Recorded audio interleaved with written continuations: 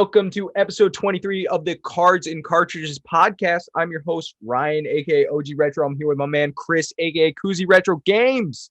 What's going on, brother? How you doing? Real quick, I need to apologize. My brain was foggy from the country music and the Bush Light. Last week's episode went up in the Bush Light. Crazy late. If you guys missed last week's episode, go check it out. Segueing into Bush Light, I hit CVS before this. Bush Light was on sale. You can't beat that. I mean, you can beat that in a lot of ways. No, you can't. A 12-pack, glad regular price, $10.99, on sale for $7.99. Highway robbery. I'm glad you're happy, buddy. Also, my voice may sound a little weird. I'm still regaining my voice from the concerts. That's okay. We got a good episode today for you guys. Talking about, we're gonna stick true to our promise, bring you another bolo, but be on the lookout for. Be on the lookout on whatever you want to call it. We're going to talk about Collectors Universe buying WATA. Is it a good thing? Is it a bad thing? Will it solve some issues? Will it bring new issues? We'll see. We're going to talk about Panini, and that is not the popular sandwich, but in fact, the trading card company doing college sports cards. College athletes recently being able to make money with sponsorships and such. And we're going on to talk about Zelda Skyward Sword release on the Switch and how it's doing. My thoughts on it. Koozie doesn't play games, but I'll tell you what I think about it. And then we'll also round this episode out talking about our current collecting goals. So, dude, I did play games. Speaking of that, I know this is pretty cool. I'm really happy for you. I was digging in the basement today looking for beach towels. So my brother's like, "Hey, I'm going to the beach with mom and my friend. Can you go look for beach towels?" I was like, "Yeah." And I don't know when the last time we used beach towels was. So digging around in the basement, lift up a tub. I see Pokemon Emerald box staring at me in this tub. How have you never looked? And I'm like, dude, in the back of the storage room by the furnace, like somewhere you just don't go. And I'm like, what? So I lifted up all my childhood boxes, my red SP box, my Emerald box, Fire Red box, Leaf Green box, Sapphire box, Mario World, Mario Land, Bro, Mario you kept 3. them all. Dude, I don't even remember getting new Game Boy games. I think a lot of these were hand-me-down from cousins, because I remember I got my Game Boy Pocket from my cousin, and I played that a lot. Unbelievable, bro. You're gonna keep them all, right? I'm not selling any of them. Even the ones that don't go in my collection, I'll just keep in a safer place than under 3 tubs. Yeah. That are they clean? Are the boxes smushed or? Emerald is the best condition one, which is nice because I don't have Emerald, but a lot of them are crushed and squished because they were under 3 tubs of stuff for God knows how long. Wow. But I mean, that's really cool though. Looking back I just remember playing these games. I remember playing the Yu-Gi-Oh game. I've never played Yu-Gi-Oh, and I was just confused as hell playing it. I loved going to Monster Jam, so I have Monster Jam Madness in there. That was insane. The dual pack with Shark Tale and Shrek. I remember playing the hell out of that because I love the movie Shark Tale. Simpsons Road Rage on Game Boy Advance was my favorite. Dude, just I remember playing so many good games now. It was just a blast from the past. You had a good taste as a kid. Yeah. And to think that went away. To think you... Then I grew up. Yeah, to think you grew up. It's incredible. It was just... That's awesome. Such a blast from the past. And we have all the games for them in this shoebox in the back of the hall closet. And I always knew those were there. Yeah. I had no idea the boxes were all in the basement. That's incredible. Insane. Are you gonna go take the games out and complete all the boxes and shit, or what are you gonna do? I may. I think I need ones that honestly, I just might as well just throw them all in my collection. That's what I'm saying. All my childhood games. Your childhood games. It's incredible. So I'll go through and see what we have in the shoebox. Anything that we don't have, I'll probably just buy and complete, because it's all cheaper stuff besides the Pokemon. It's Namco Museum, SpongeBob, Ice Age, things like that. Yeah. But I mean, the boxes are crushed, but you throw them in a box. Box protectors do wonder for crushed boxes. True. So pro tip. Just the fact that I got to find my childhood day was crazy. That's a good feeling. I've found some of mine. I wish I had the boxes. I feel like I was a kid that just ripped all my cardboard up. Yeah. But I have my GameCube games from the childhood. I've got Mario Kart. I've got Luigi's Mansion. I got Pikmin. like all my childhood copies, like the most important games. I don't know if I have Smash. And the funny thing about Smash, when I was a kid, I had like at least 2 copies of it because we played it so much that it broke. Like at Really? one time, it got so scratched that it got so fucked up. So I don't know. I'm not sure if I have my original Smash, but I have the other. I have like my Super Strikers. Okay, and hold up.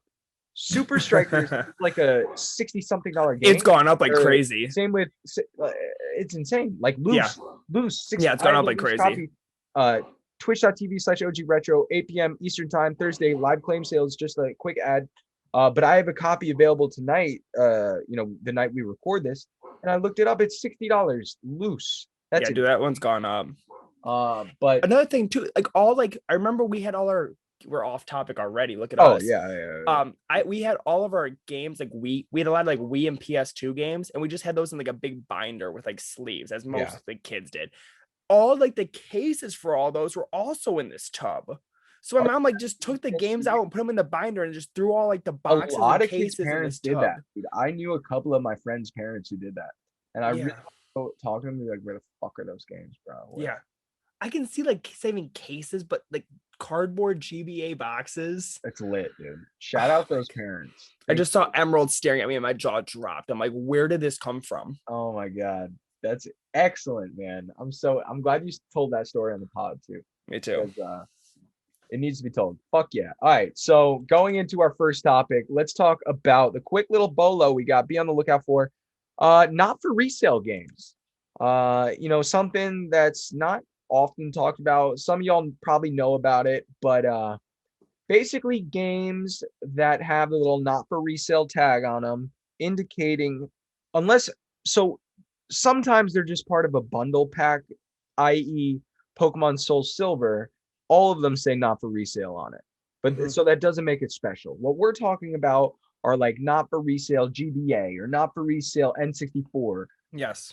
That kind of stuff. So N64 games specifically and GBA, they'll usually look exactly like the cartridges, like the production cards. However, they'll have like the tiniest little tag on it. Like, and when I say tag, I mean like text. It's red rectangle text. It's rectangular text, red text in a white box that says not for resale, or maybe it's white text in a red box.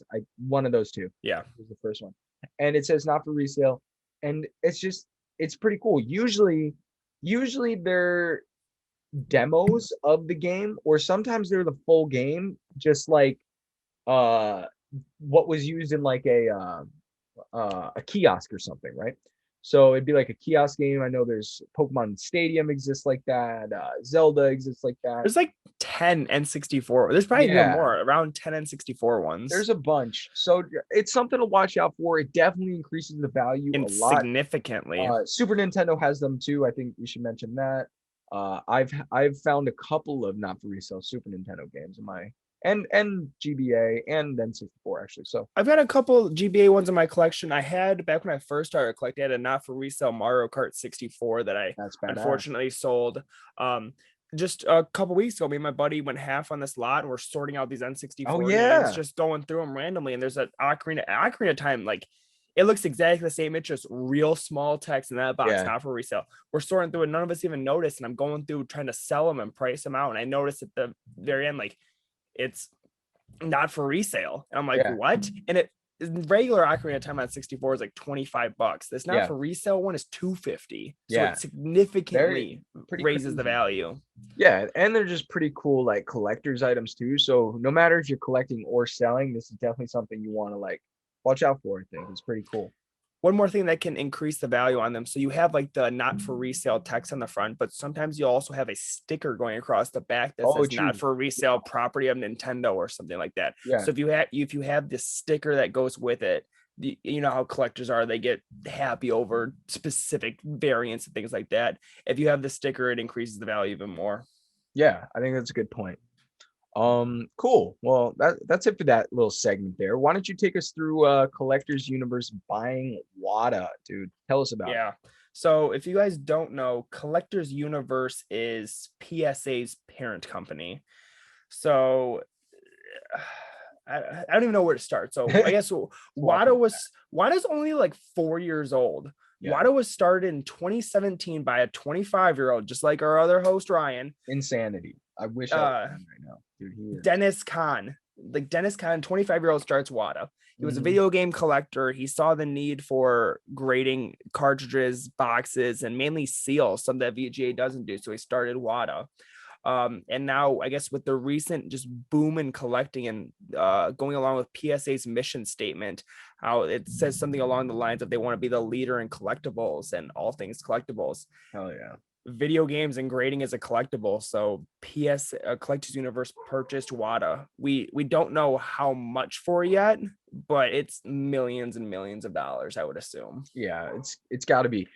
It's fucking insane, man. And I think it's important to note too that this comes just days after the announcement that CGC made that. Yep. So PSA, one of PSA's main competitors, CGC, announced that they're going to start grading video games. I think this paragraph, sorry if I can hear my dog barking. This paragraph in the article was a little hard to follow, but I think Blackstone owns CGC. So Blackstone is CGC's parent company, and they announced that they're going to start grading video games also. But I mean, WATA's moving their location from Denver, Colorado to California, where PSA is. They said that the branding and the name at WATA is going to stay, but it's just going to be under PSA. Yeah, and it's got to, because if they didn't do that, they changed to something completely different, all the graded games that WATA already do would be. But there's so many things to think about with this. I guess we can start with, general, how do you feel about the acquisition? I don't know, dude. I don't fuck with PSA that much. So, like, obviously I respect it, I guess, but, and I will say that from a business standpoint, it makes sense on everyone's part, right? Mm-hmm. PSA, like you said, they want to grade the collectibles, whatever you said it was. They want to do it all. So they needed to do this. CGC announcing that they're going to start grading games, puts pressure on them. WATA being a friggin' 20-something-year-old startup, 4-year-old startup, is thinking this is the best thing to ever happen, right? Dude, he's 29 and he's set for life. I mean, yeah. On top of him selling it monetary wise, he's also, have you seen his collection? His sealed collections. He's got an insane collection. Absolutely absurd. So yeah, homie set for life, or at least set for as long as he wants to be set for. And it makes sense. It makes sense financially. It makes sense in all ways. So I think the acquisition, we saw it coming, and they did what they had to do. Definitely. I mean, now here's other things that to think about. Like it happened a couple days after the $1.56 million Mario sale. Does that have anything to do with it? Did they see that sale and they're like, okay, we have to speed up the process? No, this was already in the coincidence. Works. This was already in the works before that sale. But then it also came 2 weeks after PSA had a partnership with Goldine Auctions. So PSA now has a partnership with Goldine Auctions. So I wonder what's going to happen with WATA's partnership with Heritage Auctions. Is that going to cause anything? I don't know. And it probably, it'll matter to them and they'll figure it out. But I think to the consumer, it doesn't really matter what auctions. Heritage, I don't know. I just think that, I hope we see better accuracy with grading. Yeah. I've seen a lot of stuff about WATA lately in terms of like accuracy. And I just want to see that, like, and that's for all grading. Like, it's got to be, you send these things, whether it's a card or a video game in, and you want it to be assessed like accurately. Mm-hmm. Like, that's what you're paying for. You're not paying to just get the 10, or you're not paying to just, like, you want it to be right. And like, if it's not right, the integrity of the grade, of any grade, is kind of lost. So I hope that PSA and WATA continue to improve and continue to look for ways. I i.e. AI, for example, AI, to like continue to improve this trade, Yeah. this this thing, their job. Like, I don't know, like I just want to, it should just be consistent, bro. Because in my eyes, like PSA is from like, and when I say in my eyes, I literally mean in my eyes, like from what I've literally seen, is like the most inconsistent in terms of grading. Yeah. And I mean, I agree with all those things. It's definitely gonna be interesting. I mean, I don't think much is gonna change with the whole. I mean, obviously it's still gonna have the WATA name. I wonder if we're gonna start seeing these things like WATA graded 9.4 A plus Mario 64 pre PSA acquisition. Like if people are gonna be like, we Yeah, want the pre PSA WATA right, right. games, like No, something no, like that. I doubt it. I doubt that. Another thing that people were talking about is like PSA does population I was reports just and gonna has say all that. that data. Yeah, Or yeah, is WATA going to yeah. start producing What those? that needs to happen. Yes. That needs to happen, and I think it will. I think it's impossible. I mean, if it doesn't, here's another thing. If it doesn't, and CGC does do that, forget it. Mm-hmm. Forget it, dude. I'm gonna use that. I will gladly switch to CGC video game grading if they offer popular. That's literally the only thing I think I care about. Yeah. I know they grade harshly, and I know they like not harshly, but I know CGC in my mind grades very accurately. Like Yeah. I fuck with how they grade cards. I fuck with how they grade magazines slash comics. I've had both graded by them personally myself, so I like it. I think if they do a good job with the video game grading and they offer population reports and PSA slash WATA does not, that's going to be a little bit crazy. Yeah. I'm excited to see how CGC styles their like graded cases I'm excited. Yeah, because yeah, I prefer WATA style over VGA yeah. style. So I'm really excited to see how CGC is gonna look. Yeah, I'm curious what color the label is because they have like different color labels for their comics too, and then their slabs are a little bit different, but it's just they're like card slabs. So Yeah, like we'll you said, see. from a business perspective, it makes all the sense in the world. Yeah, From a just, I guess, collector standpoint, I don't know. I mean, I guess I'm fine with it. There's nothing me yeah. talking on a We got podcast is going to do about it. But exactly right, and I think we gotta wait to see kind of too like what changes are actually gonna happen. Because if it's yeah, just the location, it's just the parent company, and they just own them, and they don't really do anything, and WADA continues to exist, operates exactly how they do, yeah. man, not much will probably change. Um, I'm I want the really, pop reports. I do want the pop reports. I mean, I have games in my collection where I'm like, dude, I wonder how many of these are out there. 100%. I want to know. And it's like, I'm just, I'm curious to see what's going to happen when PSA opens back up and just how their turnaround times are. And even WADA's turnaround times, like they've raised prices to try to cut back on the amount of submissions. And they said they're going to bring prices back down. I wonder if I'm gonna get my speed run submission ever if Yeah. they just got PS. I don't know. Like where is that? If they're moving, is it coming? Yeah. I wonder if they're going to have to shut down for X amount of time to actually Yeah. move their company to California. Right. Right. I don't know. But it's interesting, man. Good topic there. Thank you. Do you wanna start? Let's quickly talk about Panini doing college sports cards. It's kind of similar. And this is a trading card topic. Hit Yeah. it. So I was just researching before the podcast and what I'm going to talk about. And they just Googled trading card news. This was the first article that came up. And I was like, oh, this sounds interesting.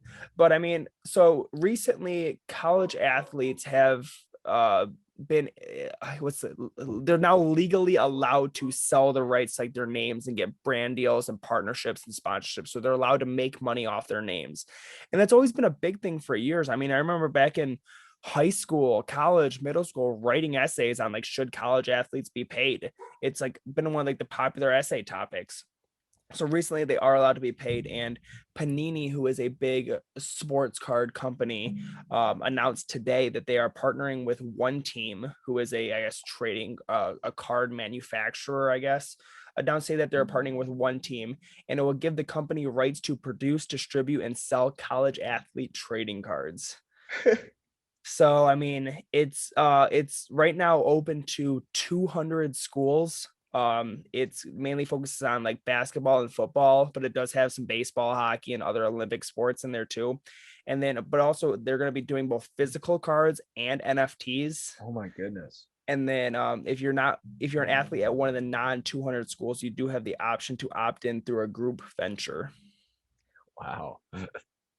That's pretty crazy. I mean, good for them, I guess. I don't know. I'm I sure mean, they're stoked.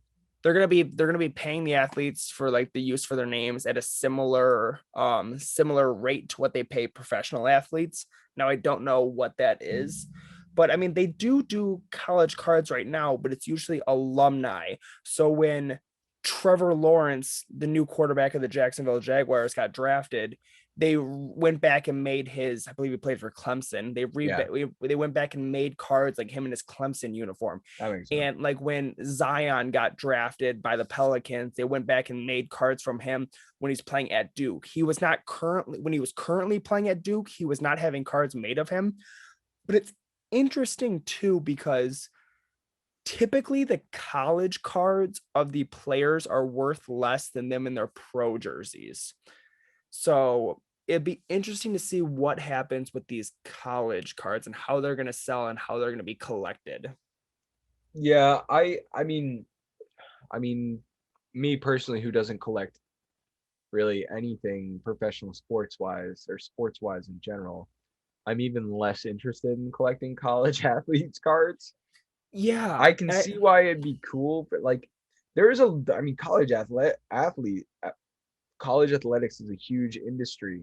Mhm. College sports, huge industry. So like I get it, and they'll probably sell pretty well, like sell at games, and parents will buy them, and it'll be cool. But like I don't know, I don't I mean, know. there's diehard college athletes. I mean, if you're looking at a big school like Alabama football, whoever the quarterback is of Alabama football that year, I think he's going to be the hot one going after it. He's going to be the big guy. Yeah, The quarterback of Georgia or these down south states and schools where they bleed their college sports. I think it's going to be crazy. yeah, But I mean, you look at something that's like, say Zion back when he was playing at Duke, just using it for example because he's a big name. What if they came out with like a Zion X LeBron like patch auto? Like there's a Zion patch auto and a LeBron patch auto on one card. right. That would be crazy. I mean, it's definitely something they can do. But I also think like say I'm a D1 college athlete playing basketball, it's something that I could do easily. Oh yeah, It's the most badass thing in the world. yeah, Like your schools, like when I was going to college, like our schools like printed out like little trading cards kind of on like card stock, like handed them out as basketball games, just like a little collectible in the stands. But mhm. like if you have like if you're going to buy like a Michigan basketball blaster box at Walmart That's badass. trying to pull your own card as a 19-year-old kid, Yeah, yeah, it's badass. So it's good for so them. cool. That's what it comes down to in my mind. It's like good for them. Like get that bag, number one, college athletes, get that bag. It's about time. I don't And know. Sorry, go ahead. yeah, and just like I'm all for it. Yeah, it's I don't know cool. how many college athletes you still have like on your personal social media that you follow, like when they went to school with or whatever. Yeah. But like when they announced that college athletes can start making money off their name, I follow a lot of like my college's basketball players and stuff like that on social media, and Yeah. like they were all just like, I'm ready to start making money. Like I'm looking for brand deals. I'm looking for sponsorships. Like we saw like the one girl, I believe, I'm gonna be wrong in this, but I believe she was a volleyball player. Like day one, right when they announced it, she was the first person to DM Dave Portnoy and was like, Oh "Hey, yeah, I I want saw to be that. a I want to be a barstool Barstool, athlete." And he's Barstool, like, and yeah, he's "You're in." And then they got like 40,000 people. yeah, I saw that. Incredible. It's so cool, man. It's gonna be Good interesting to shit. see like what happens with when the season starts. And anytime there's money involved, there's shady stuff going on behind the scenes. I mean, even like we see stuff where it's like college athletes got paid by coaches or their Yeah. families got paid by coaches. So they come and play at a certain school, which is highly illegal. And you Yeah. can't do that in college That sports. happened in high school near me. Really? Yeah. Dude, it's when there's money involved in sports, it's a sleazy thing. Yeah. That's crazy. But let's keep it going. That's a good topic. That was a good topic, man. I enjoyed talking about that. Let's talk about fucking the Zelda Skyward Sword release. And so Skyward Sword is a Zelda game. It's supposed to be like the first in the series. It's kind of like the first story-wise in the series. It originally came out for the Wii back in the day. It had motion controls. People didn't really like it then. It pretty much has the same controls today, and I don't like it. I thought maybe it would have been better, but the motion controls, like the Joy-Con motion controls, like that kind of fucked me up. And then the non-motion controls are equally stupid. Like they're so dumb that I can't get myself to play through it because like the controls are so bad. And I hate that, but this game still sold incredibly well in Japan, sold over like 150,000 copies the first week, which just makes me mad. I really think Nintendo's getting away with some sleazy shit recently. The Switch OLED, again, meh. This game, very meh. Like, what do you mean by like getting away with sleazy stuff? Like just throwing like a revamp on old games? Yeah, well, not even that, because it's not even like it's a revamp. I swear they literally just I think there's like they just took it from the Wii U or whatever and put it like changed maybe one or two. It's the same exact thing and it sucks. Like really? Make a better game, do better controls. I don't understand why they don't like a good game would have the option to at least make the controls what you want. Like why can't I just bind the keys, like bind the buttons to, because a lot of games have that. That's not unheard of. So like I don't think Nintendo likes doing any of that shit. Like they don't like giving the user the ability to customize like the experience, and it's super lame. Like I want to play the game how I want to play it. Like I want to enjoy the story, but I literally can't enjoy the story because the controls are so bad. Like they're so bad. And maybe what's wrong? Like just the way you move, like the way that you yeah. So like the biggest problem is like usually in a game, like Kuzi can see me, but like your right finger controls like the camera, and then the left stick controls like how your character's moving, like running about. So the right stick doesn't do that in this game. What does the right stick do? The right stick is attacking. So like the way you move is like the way you swing your sword. It's like up and down or side to side, and then you have to hold down the left trigger and then move the right stick, and then you can look around and shit. And it's so fucking clunky, and I just hate it. It's stupid. And they could just like the one thing they could change is literally make that so I can the normal thing, like move around, and then just let me use X and Y to swing my sword. Oh yeah. Like let me use buttons, because the way they have it set up is so shitty, man. I don't want to play the game. So what does X what does X and Y do? Does it like open your map or like like some other shit like that? Yeah, really? I don't even. I've played 4.5 hours and I stopped playing. Really? So I can't remember. But wasted $60. Yeah, 100% wasted $60. Like, are you gonna keep it or are you just gonna resell it and make your money back?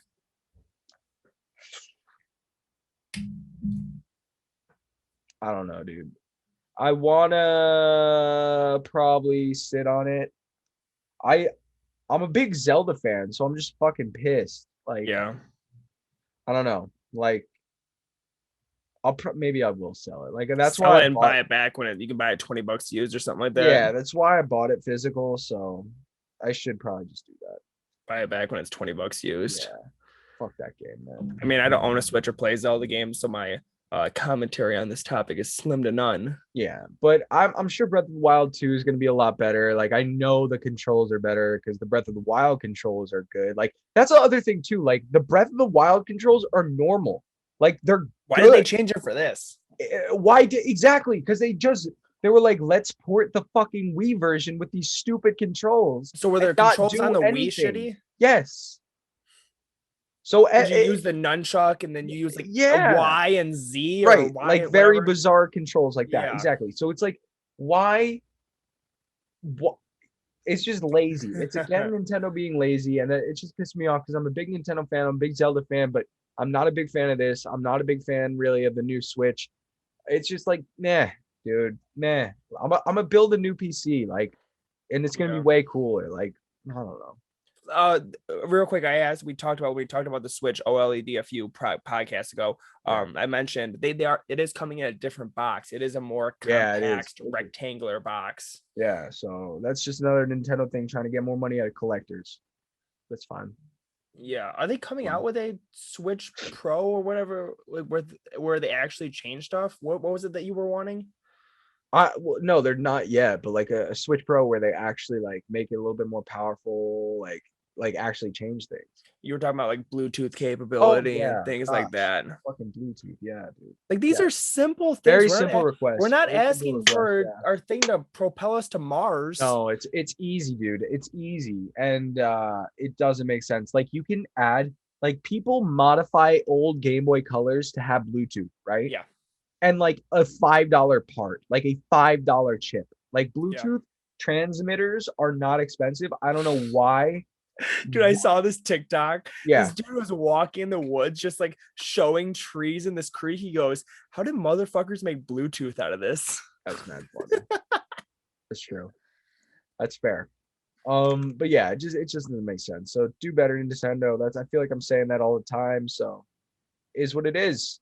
Do better, Nintendo, but we're gonna keep buying this stuff up like it's crab cakes and they're on sale. Exactly. Let's round it out with something we haven't talked about in a while. What are our current collecting goals, Kuzi? What do you got? We've talked about long-term collecting goals. I think we've talked about current. Yeah, let's talk about what do you, I mean, this could be a revisit of long-term. This is just kind of an update. We haven't talked about it in a while. What do you got? Let me actually find this do you use your notes on your phone? Yeah. Like your notepad? Yeah. I use it a lot. So I actually have every year at the start of the new year, I make a 2019, 2020, 2021 game want list. So the games I want to find that year and add to my collection. And we're back. My bad. Sorry about that. A little technical difficulty. Well, not a technical difficulty. I'm an idiot. Phone call break. We had a DHL arrival, a little shipment from Japan. Can you tell us what you got? Some Pokemon booster boxes. Nice. Those will be available live claim sale tonight, 8 p.m. Eastern time, twitch.tv/ODRetro. Awesome. All right, where we were talking about was a current collecting goals, and every year I make a 2019, 2020, 2021 current want list for that year. So I don't go out and buy these games on eBay. It's just if I come across them in the wild, I come across them. And it's more. So here's my 2021 game list: Mega Man X3. Ooh.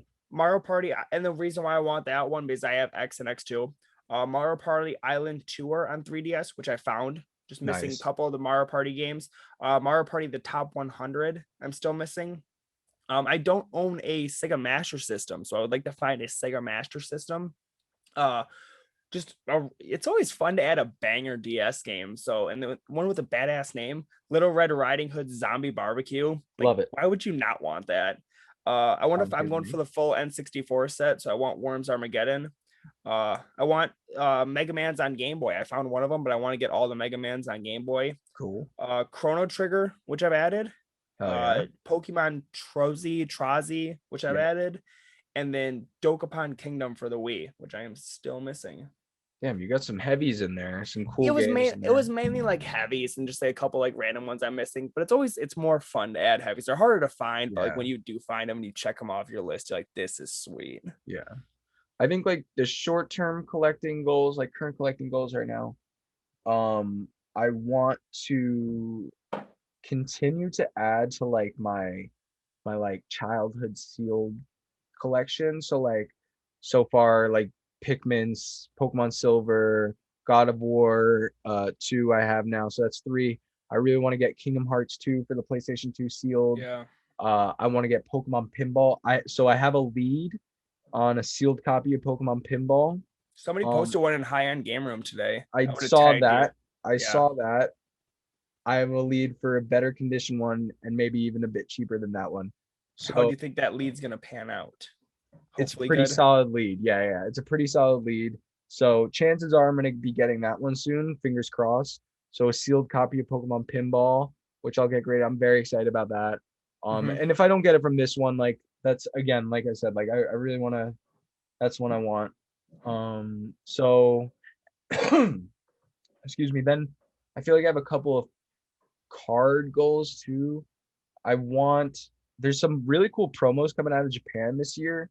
So like I want to get those. And that's not like hard goals at all. I just gotta order them pretty much. But Yeah. eventually I'll get those cards graded too. Like there's this Pikachu promo, this like cartoon sketch one that's super ridiculous that I really like.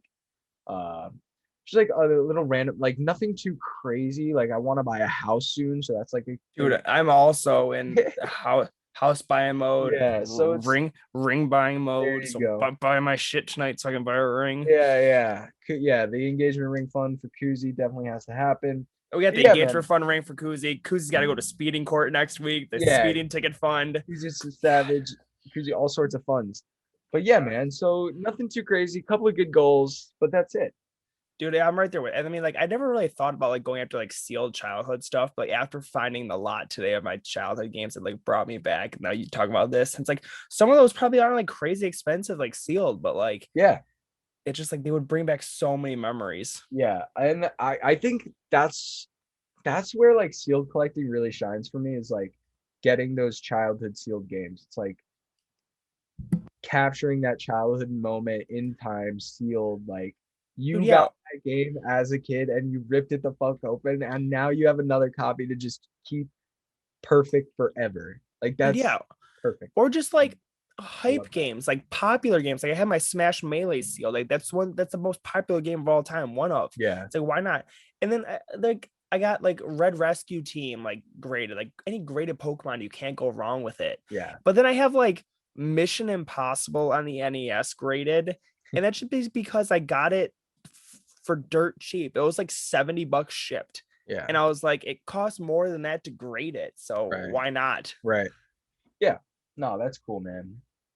But I yeah. also I'm going for the full N64 set, full Wii U set, and full Nintendo Power set. So just completing those when I can would be There you go. sweet. Like I said, I'm not going out and buying them on eBay. Just when I find games locally, or if I don't normally trade, but if somebody wants to trade and they got something I need, I might do it. Yeah. But just it'd be cool. Just keeping like what I want, keeping hunting the way I do, making my collection free. And I know for you too, when we buy a house, like setting up like an actual game room to where we don't have to move it all the time. We can actually do like some display stuff with it. It's Gonna gonna be be insane. amazing. Yeah, I it's gonna can't be wait for that crazy. I feeling. can't wait.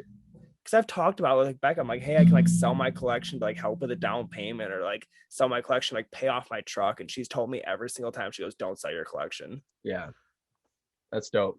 Shout Yeah, out the wonderful women in our life supporting the collections and what we're doing here. It's fire. definitely. Anything else today, brother? I don't think so. I think that was a pretty good episode. I mean, nobody asked us a question of the week, but don't worry, we have a reserve from last week. Get your cards and cartridges on Instagram every Wednesday, unless I'm drunk. I put up on the story a question of the week. Ask us anything you want to know about video games or cards, and we And will anything else. ask us anything about life. Literally anything. You could ask us anything for questions. You need But girl what do we advice? got? We'll do a dating segment.